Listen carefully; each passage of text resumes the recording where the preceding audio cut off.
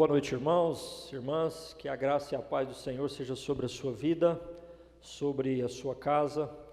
É muito bom nós podermos nos reunir mais uma vez, ainda não fisicamente, mas no mesmo espírito, na mesma fé, unidos no mesmo Senhor, para cultuá-lo, para adorá-lo, para exaltá-lo. Nosso Deus é digno de receber todo louvor, toda adoração, e nós somos chamados a isso sempre, e nesse momento é um momento especial também, que a gente cultua o nosso Deus, como igreja, como povo de Deus. Eu quero convidar você para lermos o Salmo 100, um salmo bem conhecido, e ele fala sobre algo que nós vamos pensar essa noite. Então quero lembrá-lo com você nesse momento. Diz assim a palavra de Deus nesse texto: celebrai com júbilo ao Senhor todas as terras, servi ao Senhor com alegria, apresentai-vos diante dele com cântico. Sabei que o Senhor é Deus, foi Ele quem nos fez e dele somos. Somos o seu povo e rebanho do seu pastoreio. Entrai por suas portas com ações de graças e nos seus átrios com hinos de louvor. Rendei-lhe graças e bendizei-lhe o nome, porque o Senhor é bom, a sua misericórdia dura para sempre, e de geração em geração a sua fidelidade. É um convite para um ingresso ao templo, inclusive esse é o título que é dado a esse salmo, e ele fala no versículo 4 de entrar por suas portas com ações de graças, nos seus átrios com hinos de louvor. E embora nós não estejamos fazendo isso literalmente e fisicamente, nós fazemos isso de uma forma espiritual, de uma forma também, mesmo sendo espiritual, muito real, que é entrarmos na presença de Deus, estarmos em comunhão com Ele e com outros irmãos que estão também nesse mesmo espírito de adoração. Então quero convidar você para orarmos e para estarmos fazendo isso, entrando na presença de Deus, com ações de graças, com hinos de louvor, engrandecendo e exaltando o nome dEle. Feche seus olhos. Falemos com Deus. Deus, muito obrigado por esse momento em que podemos cultuar ao Senhor. E nós queremos aqui declarar que reconhecemos que o Senhor é digno de receber o nosso louvor, a nossa adoração. E nós atendemos ao convite do Senhor, transmitido pelo salmista, para celebrarmos ao Senhor, para estarmos com alegria na Tua presença, rendendo graças ao Senhor, exaltando o Teu nome. Receba o nosso louvor e a nossa adoração, que é aqui expresso nos lábios, será expresso nas canções, e que nós possamos, ó Deus, em tudo aquilo que fazemos, estarmos realmente engrandecendo, glorificando o Teu nome. Abençoa cada pessoa, cada família que está participando desse momento de culto, que sejamos aqui abençoados por aquilo que o Senhor há de trazer ao nosso coração, à nossa vida, que sejamos também desafiados para o nosso viver cristão e que o Senhor se agrade daquilo que vamos também oferecer ao Senhor como expressão do nosso coração nesse momento de culto. É o que nós te pedimos em nome de Jesus. Amém. O salmista, nesse salmo, fala de convite para entrar na presença do Senhor, para adorá-lo. Ele fala das motivações para isso, e ela está no Senhor. Devemos entrar por suas portas com ações de graças, com hinos de louvor, render graças ao Senhor, falar bem do nome do Senhor, porque Ele é bom, porque a misericórdia dEle é presente nas nossas vidas. E nós temos vivido os dias difíceis, dias em que estamos passando por uma pandemia, mas nós somos sempre levados a olharmos para o Senhor e reconhecermos isso, que o Senhor é bom, a sua misericórdia é presente nas nossas vidas, ela dura para sempre, e Ele tem sustentado, tem cuidado de nós nesse momento. Nós vamos adorar o Senhor, nós vamos ser conduzidos no grupo Tribo Levi, nesse momento com cânticos, e que o que o Salmo diz esteja no nosso coração, no meu coração, no seu coração, para que estejamos rendendo graças ao Senhor e exaltando de coração o nome dEle nessa hora. Senhor meu Deus,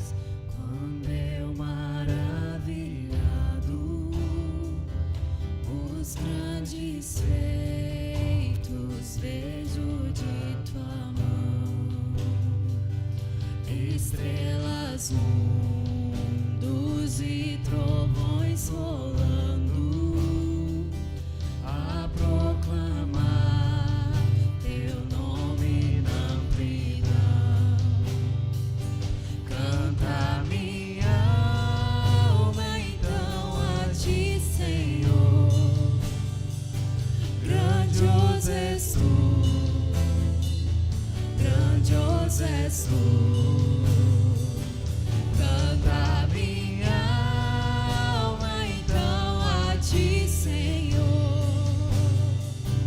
Grandioso és tu, grandioso és tu. Quando atravesso bosques e florestas, ouvindo a brisa, pássaros cantar, ou vejo além montanhas altaneiras, o teu poder em glória proclamar. Canta minha alma então a ti, Senhor. Grandioso és tu, grandioso és tu. Canta minha alma então a ti, Senhor. Grandioso és tu, grandioso és tu. Quando percebo que na cruz maldita, por teu amor, Jesus morreu por mim e me livrou do jugo do pecado, ali vertendo sangue carmesim. Canta minha alma então a ti, Senhor. Grandioso és tu, grandioso és tu. Canta minha alma então a ti, Senhor. Grandioso és tu, grandioso és tu.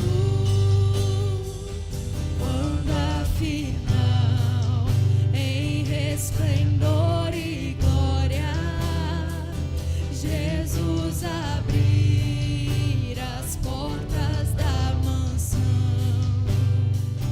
eu hei de estar de joelho entre os santos, na mais humilde vera adoração. Então cantar eternamente ali. Grandioso és tu, grandioso és tu. E então cantar eternamente ali. Grandioso és tu, grandioso és tu.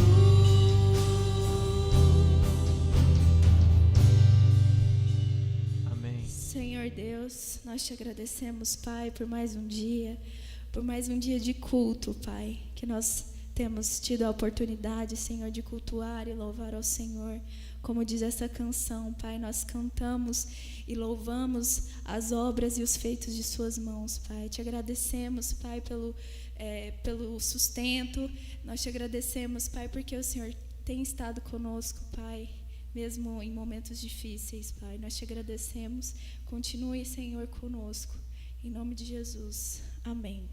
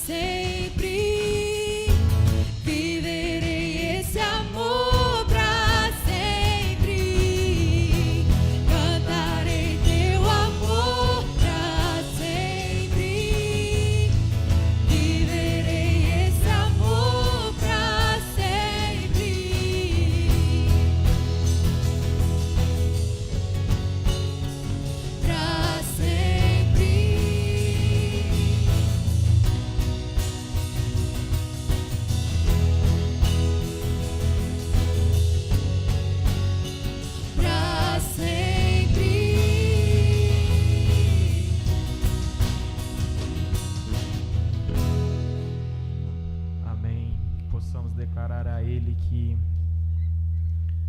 Ele é o único das nossas vidas, Ele é Pai em todas as ocasiões, e que você sinta esse amor verdadeiro de Deus em cada versículo da Bíblia que você lê, em cada momento que você abre a sua boca para bendizer o nome dEle, seja através de louvor, seja através de oração, que você realmente deposite sua fé em Jesus, porque sem Ele nós não seríamos nada.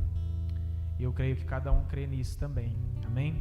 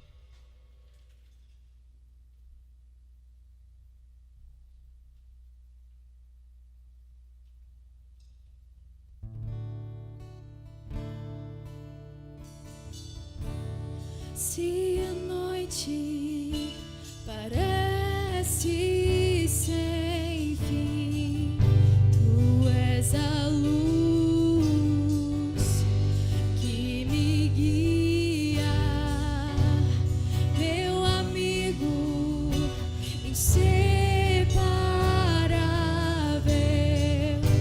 Em ti confio, em ti confio. Se tristezas me cercarem, os teus braços me consolam, meu escudo e fortaleza. Não se abala, nunca se abala. Rocha eterna é o Senhor. Rocha eterna é o Senhor.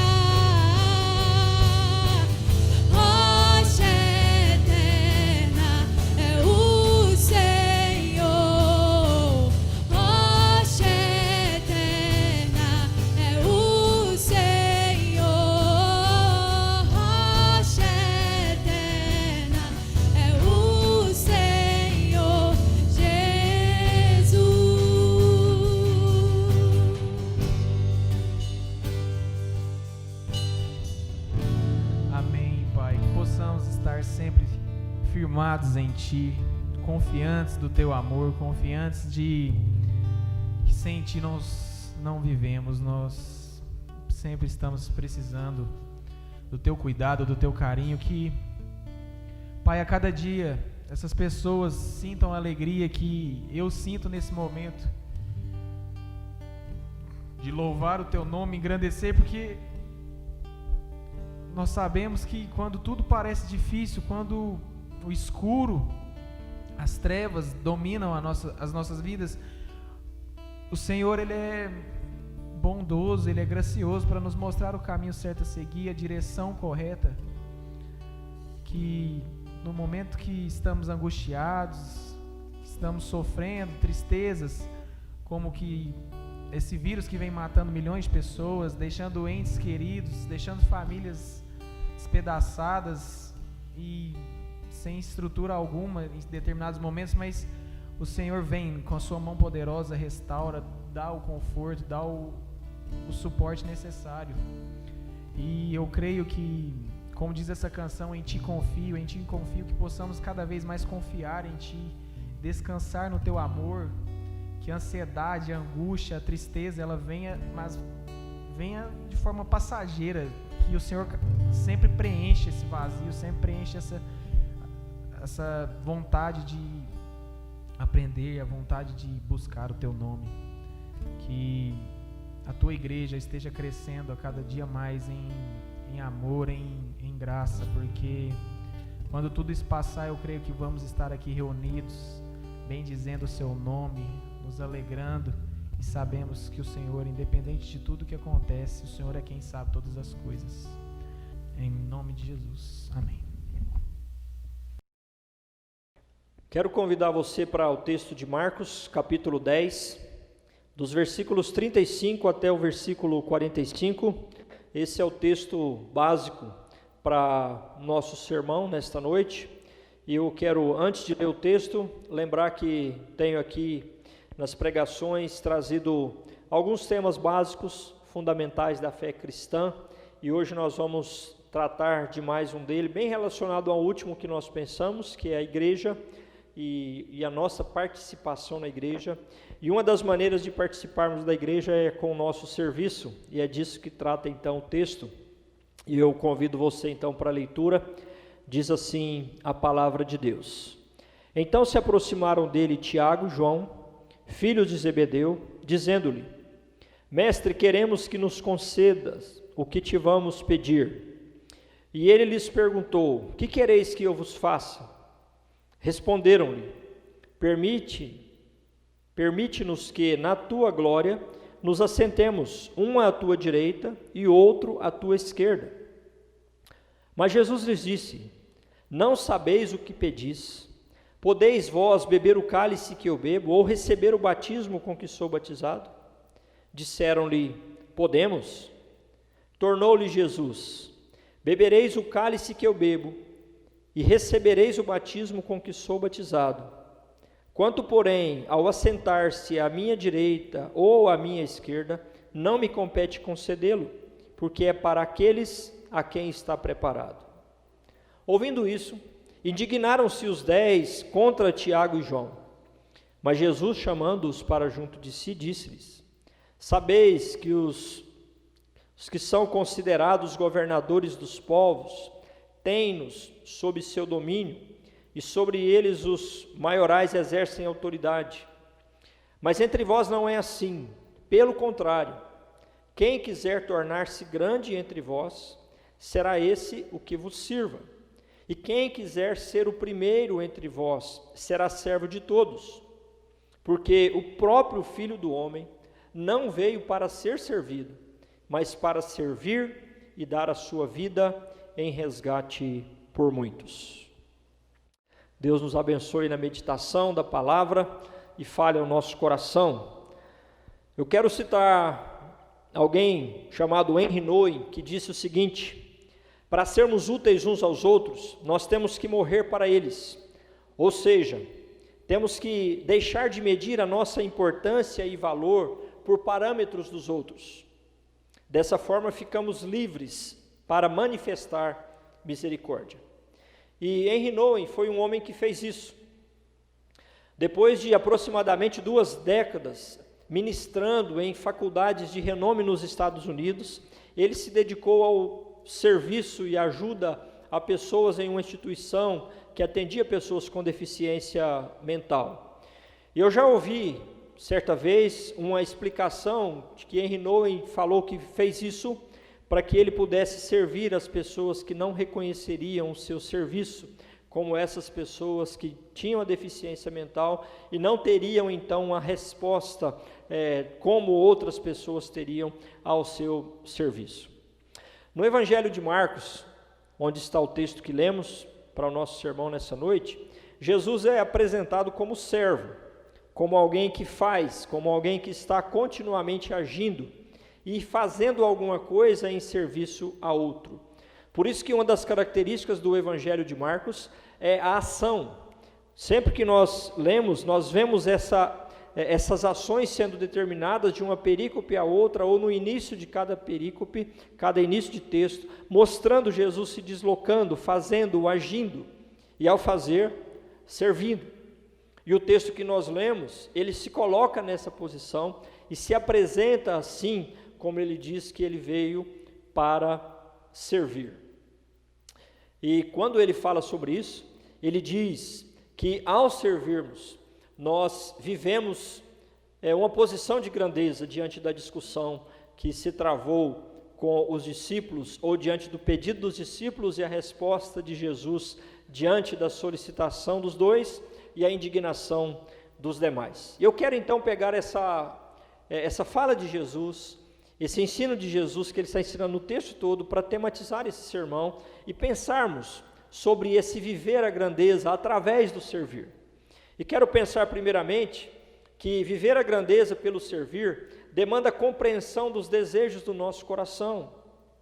A Escritura afirma sobre o nosso coração que ele é enganoso. Diz assim o texto: enganoso é o coração mais que todas as coisas e desesperadamente corrupto. Quem pode entendê-lo? Diz o texto de Jeremias 17, versículo 9. Mas nós também lemos na Escritura que os propósitos do coração humano são como águas profundas, mas quem é inteligente sabe como trazê-los à tona, como está registrado em Provérbios 20, versículo 5. Então essas duas afirmações são importantes quando nós pensamos na nossa vida, no nosso coração, e nessa expressão, quando falamos do servir, ela então se reveste também de importância.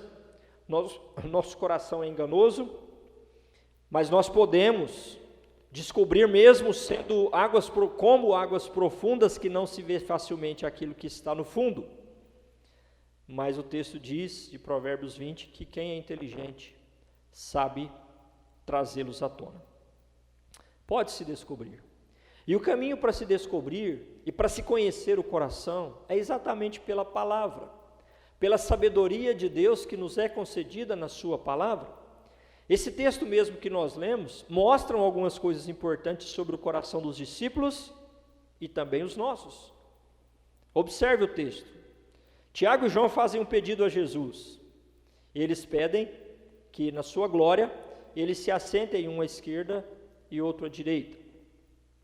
O texto base mostra isso como um desejo do coração. Por que eles estão pedindo isso? Porque eles querem um lugar de destaque. Além desse, o texto vai mencionar nas palavras de Jesus outras coisas que podem estar também, ou outros desejos que podem estar também no nosso coração. Esse que eu mencionei agora, diante do pedido de Tiago e João, está no versículo 37. Mas Jesus também refere-se àquilo que pode estar no coração de muitas pessoas como tornar-se grande. Isso é mencionado por Jesus no versículo 43. Quem quiser tornar-se grande entre vós, então isso pode ser algo que as pessoas queiram e que nós muitas vezes queremos nos tornar grande. Ou talvez o desejo também de ser servido e ser bem servido.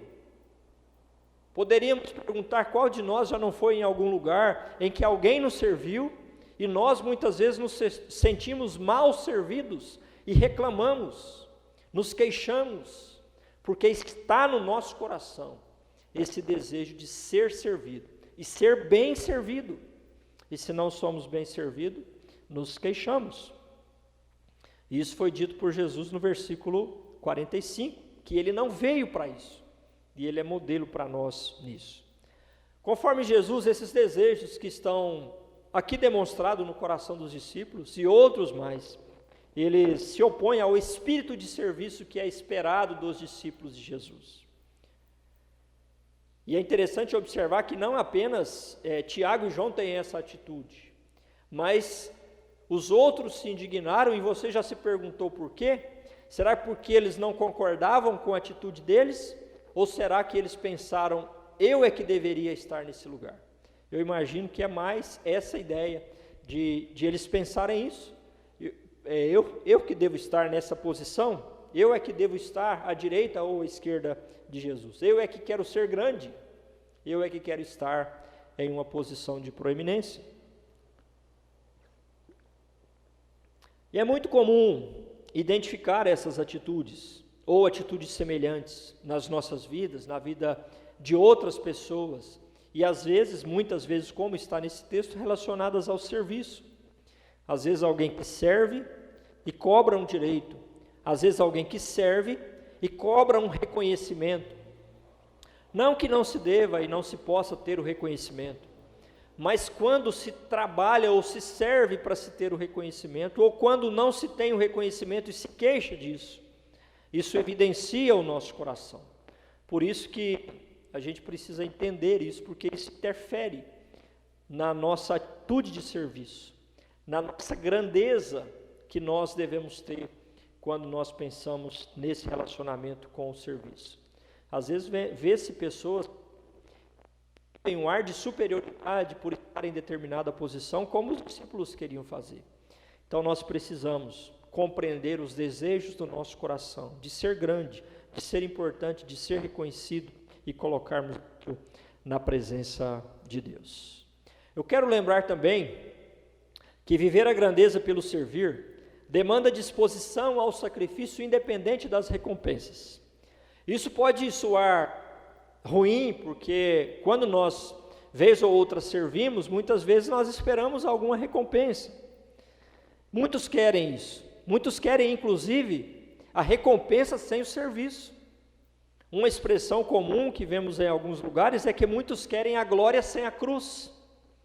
Inclusive, parece que foi isso que Satanás tentou fazer com Jesus, quando o tentou no deserto, porque ele oferece para Jesus uma oportunidade de ele ser reconhecido, sem passar pelo sofrimento e pela cruz, cujo ministério ele vinha executar na terra. Observe no texto, que antes de responder, Jesus faz uma afirmação, no versículo 38, ele diz, não sabeis o que pedis. Vocês não sabem, vocês não estão entendendo o que vocês estão falando. Mas Jesus logo depois faz uma pergunta: vocês podem beber o cálice que eu estou a beber, ou que eu bebo, ou receber o batismo com que sou batizado? E eles dizem, podemos. E aqui eles fizeram uma afirmação categórica, talvez sem saber exatamente ou a profundidade daquilo que eles estavam falando. E quando nós entendemos isso, nós podemos concluir, quando nós pensamos no serviço e no reino de Deus, o sofrimento é certo, a glória que nós esperamos, nem sempre.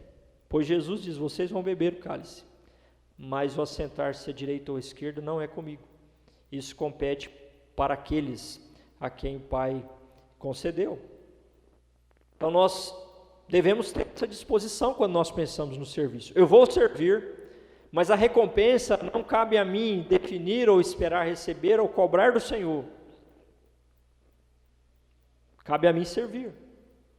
Nesse contexto, Tiago e João fazem um pedido de natureza escatológica e apocalíptica, pensando na glória que a expectativa dos judeus apontava para ela, que Jesus viria e estabeleceria um reino e ele reinaria e haveria servos diversos em posições diversas.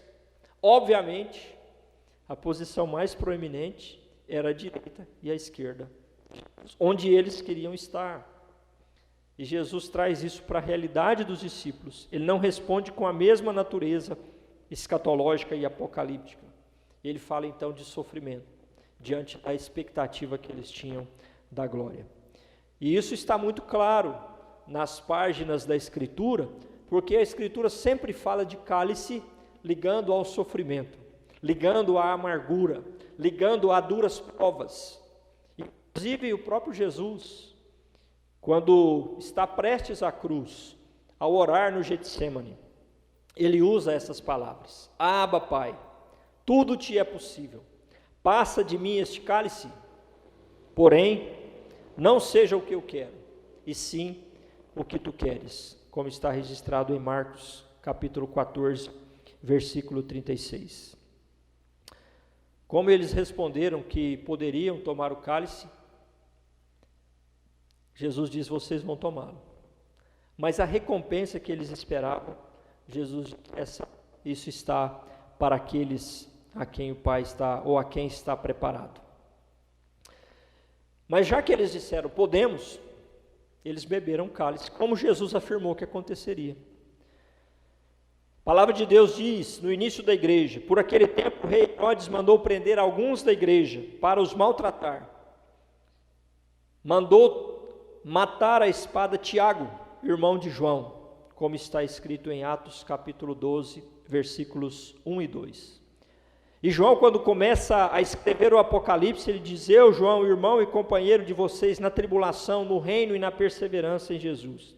Estava na ilha de Patmos por causa da palavra de Deus e do testemunho de Jesus, como está registrado em Apocalipse 1, 9. Tiago foi morto pela espada de Herodes. João estava exilado na ilha de Patmos, sofreram por Jesus, beberam cálice. E nós, estamos dispostos a beber cálice? Nós muitas vezes não estamos dispostos a sofrer.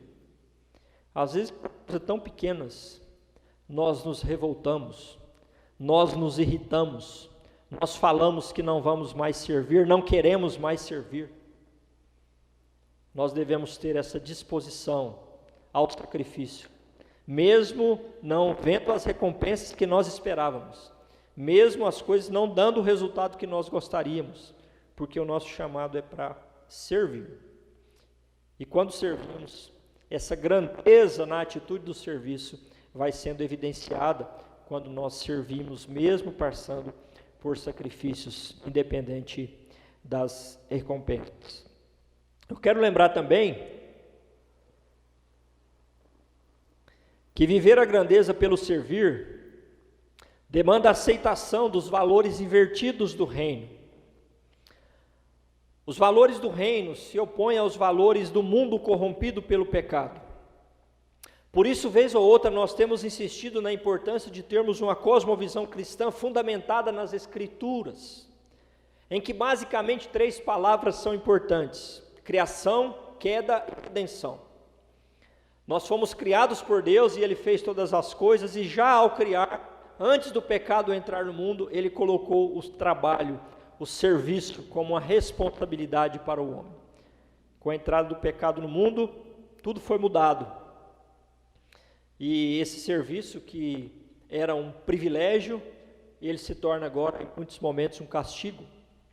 Mas em Cristo, tudo o que o Senhor fez e que foi maculado pelo pecado é redimido. Agora é muito importante nós pensarmos como nós vivemos e como nós servimos, especificamente tratando desse texto. Nós servimos como na queda ou redimido por Cristo. Isso faz muita diferença. E se nós temos os valores do mundo ao servir, as expectativas do mundo ao servir, nós podemos estar agindo como que na queda, ainda não redimidos por Jesus. Por isso é importante entender isso. Nós somos chamados a servir com os valores do reino, que se opõem aos valores do mundo caído.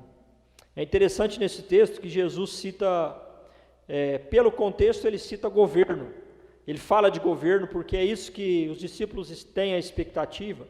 Isso era muito próprio daqueles dias, porque eles viam os governadores e eles dominavam. E aqueles que estavam próximos a eles, ou como seus conselheiros, ou por alguma eram reconhecidos como importantes. E isso, como eu disse há pouco, era uma expectativa de que se daria no reino de Jesus. Mas Jesus diz uma palavra importante: entre vós não é assim. É isso que estabelece o contraste entre os valores do reino. Entre vós não é assim. Essa palavra, ela pode se aplicar em tantos contextos, quando a gente precisa entender que entre nós, pelo fato de estarmos no reino de Deus, não é assim, não vivemos assim, os valores são diferentes. E aqui ele traz especificamente em relação ao serviço e o nosso desejo de proeminência ao servir. No mundo, grande é quem manda, grande é quem tem dinheiro, grande é quem ocupa determinadas posições, quem tem prestígio, posses, poder, posição. Mas no reino, grande é quem serve. Isso é contrário ao que o mundo diz. Isso é contrário ao que o mundo fala. E nós, ao servirmos, vamos viver essa grandeza através do servir. Isso decorre da relação com Deus. Ele é o nosso Deus, Ele é o nosso Senhor. E nós todos somos servos uns dos outros.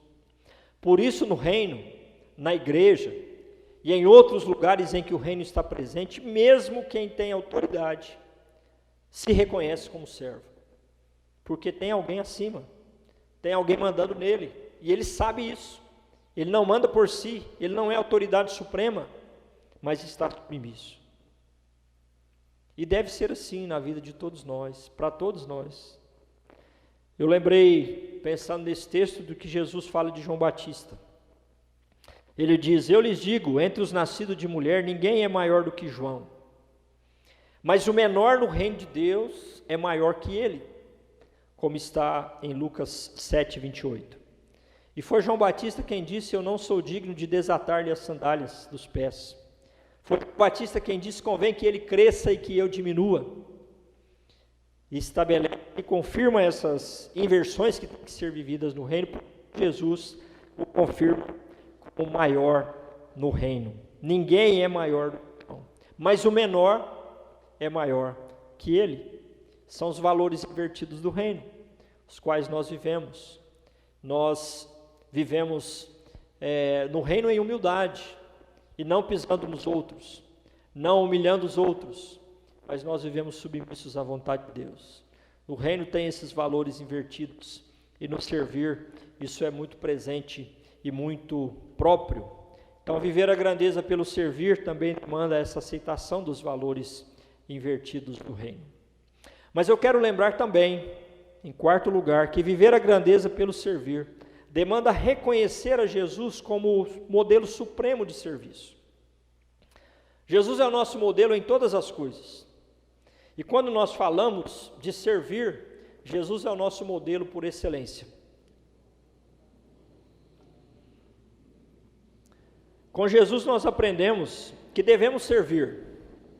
Nós aprendemos a quem devemos servir. Nós aprendemos qual deve ser a atitude do nosso coração ao servir, como nós estamos vendo nesse texto.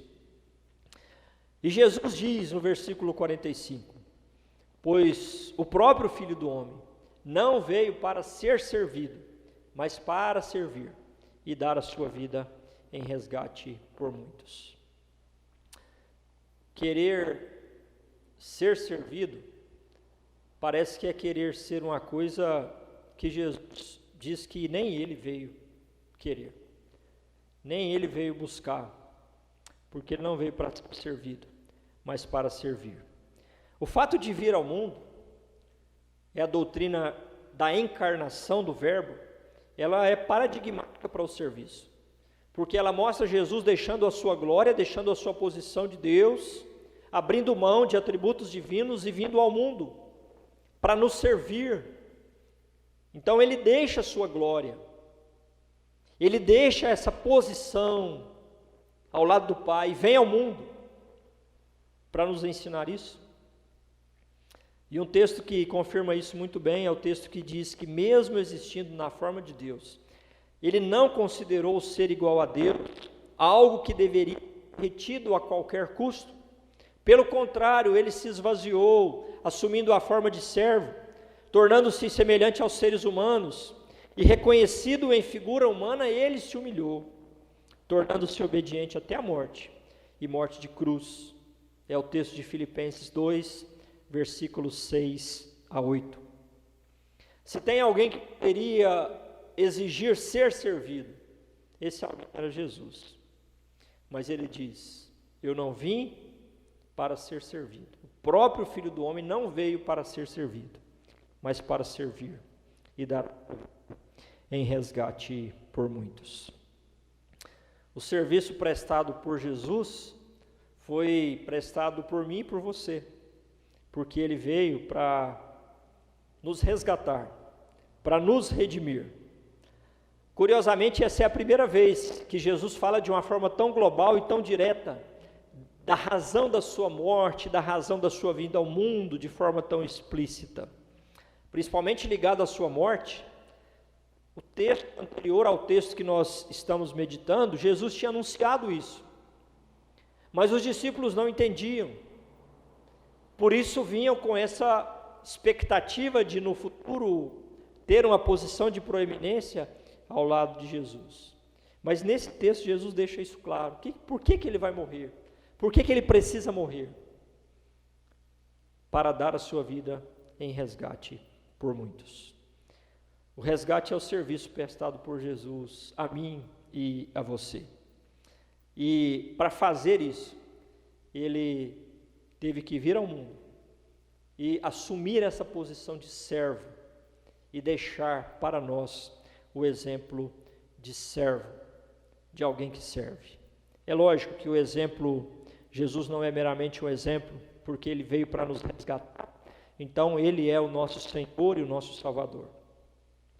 E você precisa também reconhecer isso, que o maior serviço prestado por Jesus não é para ser para você ou para mim um modelo para como eu devo viver, mas sim é alguém que veio resgatar, veio transformar a realidade, veio me tirar de um mundo de pecados em que eu acho que eu sou o mais importante, que eu quero alguma coisa e que eu busco alguma coisa, onde eu sou o centro, para ele ser o centro, para ele ser aquele que conduz, ele é aquele que salva, ele veio para isso.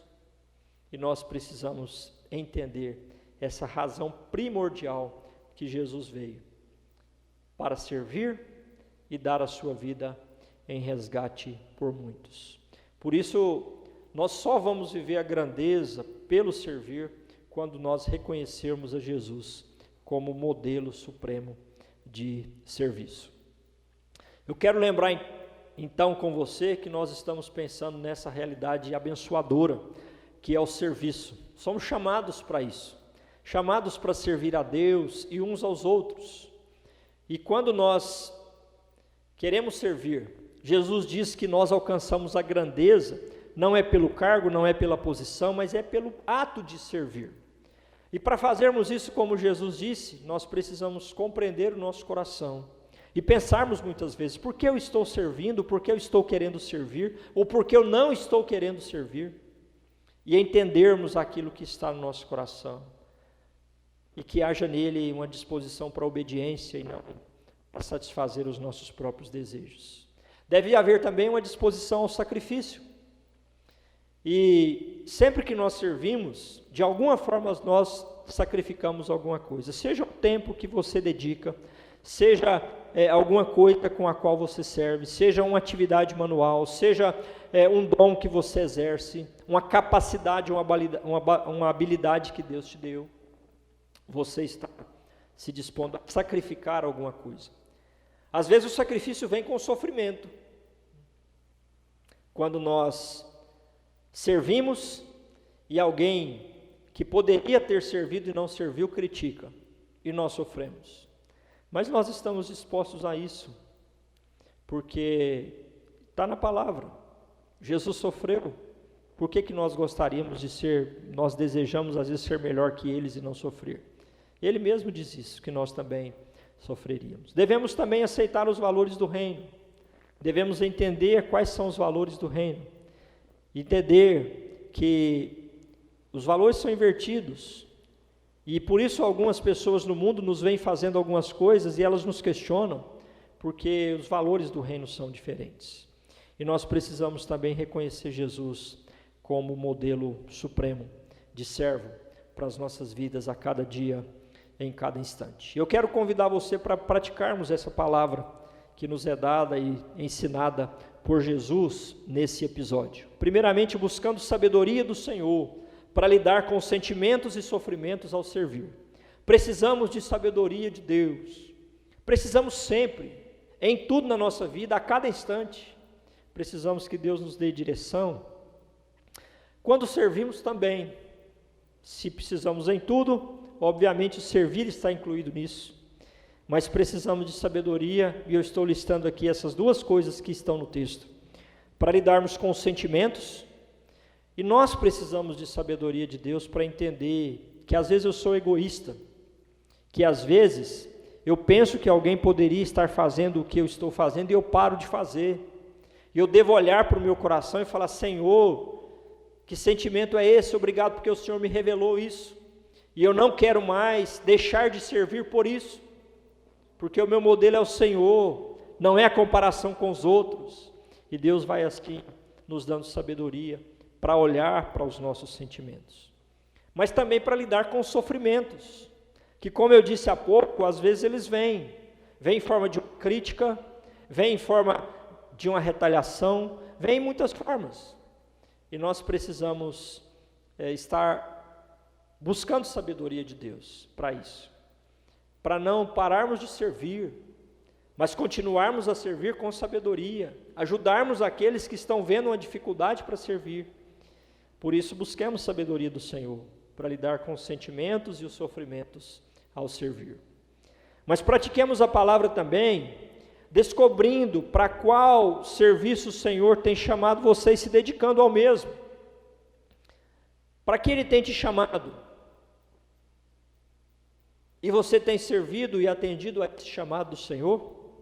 Aqui, dedicação de coração ao Senhor é a expressão-chave para servir devidamente.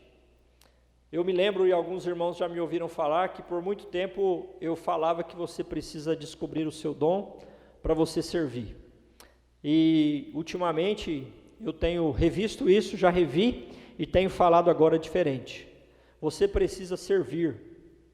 Se você descobrir o seu dom, graças a Deus por isso.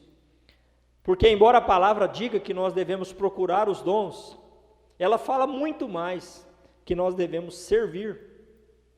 Às vezes, à medida que nós vamos servindo, nós entendemos que Deus nos deu um dom, ou às vezes até mesmo antes de servir, mas o ponto, a questão é que eu não posso deixar de servir porque eu acho que eu não tenho um dom, não encontrei ainda o meu dom que eu tenho, pois Deus dá dons a todos nós. O importante é servir. Então, descubra para o que o Senhor tem te chamado. Talvez nesses dias de pandemia você possa pensar, mas a igreja não está se reunindo. Como que eu posso servir se não tem? Tem muitas formas de você servir, tem muitas formas. Curiosamente, a nossa igreja nesses dias tem trabalhado e pessoas têm servido de formas que não serviam antes, mas agora viram a possibilidade. Mas você não pode orar por alguém? Você não pode telefonar para alguém que às vezes você imagina ou sabe estar sofrendo e orar com essa pessoa? Isso é serviço, isso é prova de amor e é serviço por amor, e assim nós temos diversas possibilidades. Eu pretendo ainda, se Deus permitir, em determinado momento, ter uma lista das possibilidades de serviço que nós temos na igreja, e cada um vai poder chegar e falar assim: pastor, eu acho que o meu serviço vai ser muito proveitoso na área do ensino, ou na área do discipulado, ou na área da intercessão, na área da oração, ou em alguma outra área, ou talvez alguma área que eu acho que ainda não tem na igreja, mas eu posso começar a servir nessa área. Servir. Precisamos servir. E Deus vai ministrar no nosso coração. Por isso, descubra qual o serviço que o Senhor tem dado a você e dedique-se a Ele. Mas pratiquemos a palavra também, seguindo a Jesus como modelo de serviço. Ele vivenciou de forma clara o que ele ensinou nesse episódio. E é Rick Warren que nos lembra do texto de Filipenses 2 e que nos chama a ter o mesmo sentimento que teve em Cristo Jesus, a seguirmos o seu exemplo. Fazendo como Jesus pensava ao executar o seu serviço. E como nós devemos pensar. Servos que servem de coração como Jesus pensam mais nos outros do que em si mesmos. E quando nós servimos, às vezes nós temos essa tendência de pensar nos outros que não servem, e por isso eu reclamo deles, nos outros que poderiam estar servindo e não estão, mas o servo pensa em si, concentra em si. Ele diz também que os servos que olham para Jesus e servem como ele, reconhecem o seu serviço e aquilo que faz como administrador, e não como dono. Então não há uma área que aqui eu mando e ninguém pode entrar nessa área. E às vezes nós vemos essa realidade, já vi isso em algumas igrejas, em que a pessoa é o dono de determinado cargo ou posição, e se ela for tirada dali, ela perde a razão de ser. Não há mais lugar para ela na igreja, porque ela não está ocupando um cargo ou determinada função. Não, nós somos administradores, não somos donos, nós servimos.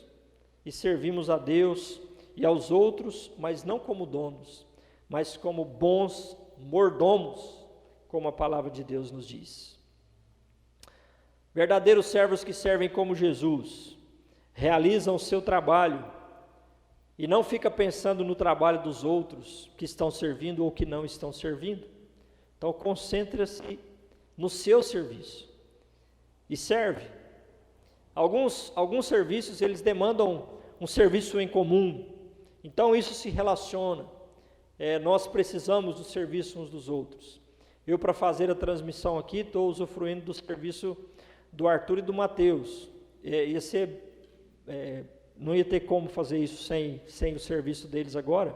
Então a gente tem esses serviços assim, mas nós nos concentramos cada um no nosso trabalho e não paramos de servir porque alguém não quer servir. Nós olhamos para Deus e buscamos caminhar com Ele, olhando para nós mesmos e entendendo diante de Deus como devemos servir. Servos que servem como Jesus têm a sua identidade nele, e não em si mesmo, e não em outras pessoas, e não no mundo. Jesus, quando em João 13, antes de lavar os pés dos discípulos, como uma lição de serviço e humildade, o texto diz que, sabendo Jesus quem era, de onde vinha e para onde iria, ele pega a toalha e se põe a lavar os pés dos discípulos. Ele sabia quem ele era. Por isso que ele poderia lá fazer aquele serviço de servo que não era dele, não era próprio dele, mas ele se coloca naquela posição e isso não muda quem ele é, porque a identidade dele está com o Pai. Então, determinado serviço que alguém acha que desqualifica uma pessoa ou outra, não tem problema fazê-lo, porque a identidade não está ligada ao serviço, a identidade está ligada em Cristo. Obviamente, cada um de nós tem o nosso serviço, o nosso chamado, a nossa função, e nós também não nos atropelamos nisso, mas nós temos essa compreensão clara de que a nossa identidade está em Cristo, e não em algo que eu faço ou não faço, ou que alguém faz ou não faz.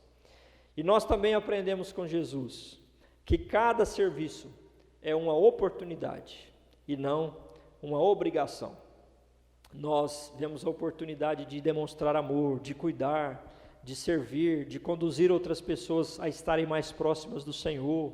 E quando nós fazemos isso olhando para Jesus e o tendo como modelo, nós estamos vendo oportunidades de abençoar outras pessoas, de ser bênção no reino de Deus, de ser bênção na igreja. Por isso, pratiquemos a palavra, seguindo a Jesus como modelo de serviço. E você sabe qual é o seu serviço? Sabe o chamado de Deus para você? Sabe em qual área ou em que lugar você deve servir? E a minha palavra nessa hora para você é que você busque isso, porque nós somos chamados para servir. E se não servimos ou se não estamos servindo, nós estamos deixando de cumprir um papel importante para o qual Deus nos chamou. Que Ele nos abençoe para que servamos uns aos outros para a honra e glória do Senhor e para a bênção dEle nas nossas vidas e na igreja.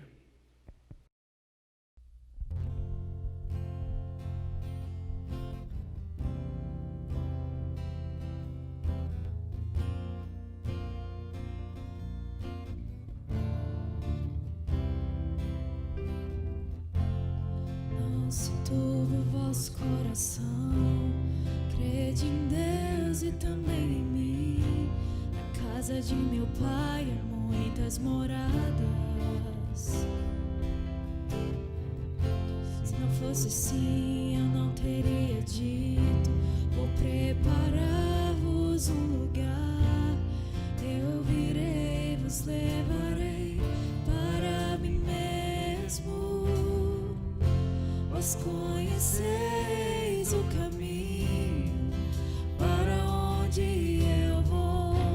Eu sou o caminho, a verdade e a vida. Ninguém vem ao Pai a não ser por mim. Em verdade eu vos digo, porque eu vou para o Pai. Mas aquele que crer em mim, obras maiores fará.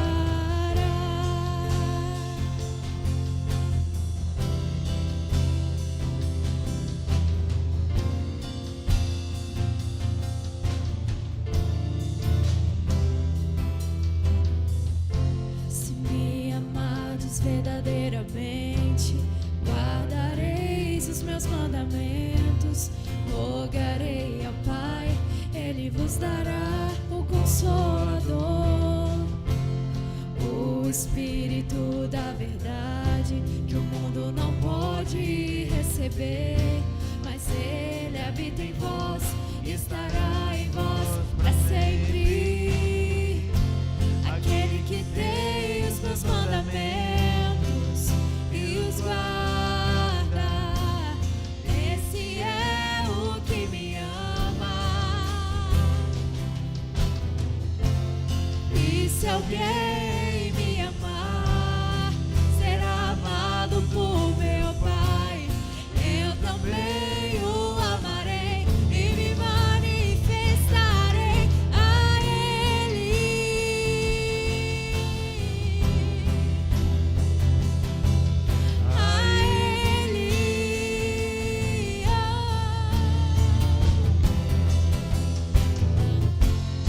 Quero te amar mais, Senhor. Quero te amar mais, Senhor.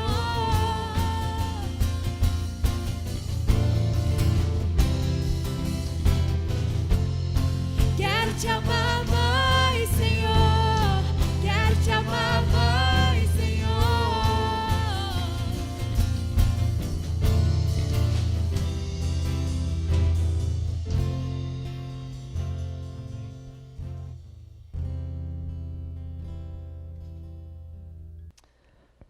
Nós estamos caminhando para os momentos finais desse momento de culto e eu quero lembrar os irmãos de continuarmos orando uns pelos outros. Essa é, como eu disse há pouco na pregação, uma forma também de servirmos, de estarmos abençoando outros, uma oportunidade de interceder, uma demonstração de amor. Continuemos fazendo isso. Alguns irmãos enfermos, alguns irmãos com familiares enfermos, continuemos colocando a vida desses irmãos e familiares na presença do nosso Deus. E nós temos também sempre destacado uma família como família no altar, e eu quero aqui dizer que essa semana nós vamos orar mais especificamente como família no altar, pelo Eclesiastes, a Glênia e a Laura, é a família no altar dessa semana. Então nós oraremos aqui, e no transcorrer da semana também, em alguns momentos que a gente ora juntos, como na quarta-feira e na escola dominical, já fizemos hoje pela manhã e a gente continua fazendo aí no decorrer da semana. Vamos orar? Feche seus olhos, vamos falar com Deus. Deus, muito obrigado por esse momento, obrigado pelo privilégio que nós temos de cultuar o Senhor. Fazemos isso porque reconhecemos que o Senhor é o nosso Deus, e que nós somos, como lemos no início do culto, somos ovelhas do teu pastoreio. O Senhor tem nos chamado para andar contigo e para ser do Senhor, e na nossa caminhada servirmos uns aos outros. Nos abençoa, ó Deus, que essa continue sendo uma marca da nossa igreja e que cada pessoa que faz parte da igreja possa ter de uma forma muito clara o serviço para o qual o Senhor chamou, e haja dedicação de coração nesse serviço ao Senhor para a honra e glória do teu nome. Continua a nos abençoar como igreja nesses dias difíceis, continua a abençoar os irmãos que estão enfermos e também aqueles familiares de irmãos enfermos, cuidando, afofando o leito, cuidando, ó Deus, de cada um, trazendo a bênção da cura, do renovo no físico, trazendo a força do Senhor para os irmãos que têm passado por perdas também. Cuida de nós te suplicamos. E queremos, ó Deus, também interceder pela família no altar dessa semana, a vida do Eclesiastes, da Glênia, da Laura. Cuida, ó Deus, dessa família. Cuida da vida do casal, dá uma cumplicidade sadia a cada dia, alegria da caminhada a dois, alegria da caminhada em família também, um crescimento integral a Laura a cada dia. Continua, Deus, a manifestar graça e bênção do Senhor sobre essa família. Muito obrigado pela bênção que as famílias são na igreja e não é diferente com esta família pela qual nós intercedemos nessa hora. Continua a nos abençoar, nós te pedimos do teu cuidado, do teu sustento sobre nós, em o nome de Jesus. E agora, irmãos, irmãs, que a graça do nosso Senhor e Salvador Jesus Cristo, o amor de Deus, nosso Pai, e a comunhão, as consolações e o poder do Espírito sejam sobre nós, sobre todo o povo de Deus, hoje e para todo sempre. Amém.